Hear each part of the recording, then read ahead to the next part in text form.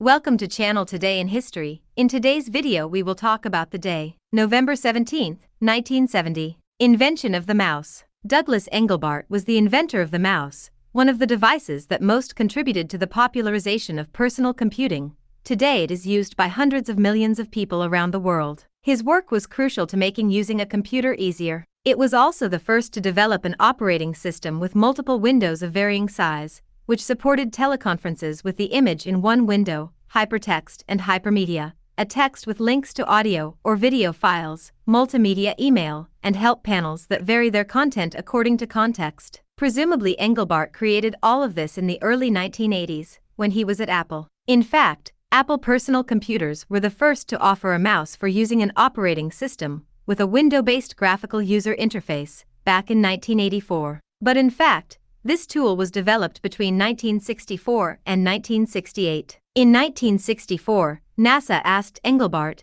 and his team to prove all the methods and tools that could be used by users to interact with their computers. Until then, the most popular device was the cursor used by radar operators to mark things on the screen. Engelbart recalled a sketch he had drawn in 1961, bored, during a conference on computer graphics. He had thought of a device that would allow him to move the graphics on the screen and would be comfortable. He had been inspired by an existing tool, a mechanical arm for measuring surfaces, and had forgotten about it until 1964, when it came to NASA. The first mouse was an experiment to find the best way to select objects or text on the screen and click on them, with a wooden frame and a single button. He passed the idea on to one of his engineers, Bill English, who built the first prototype and compared it with the rest of the devices, including some for moving the cursor with the knees or the head, finding this the most effective in terms of speed and accuracy. That's why they referred to the device as a mouse, although no one remembers who named it.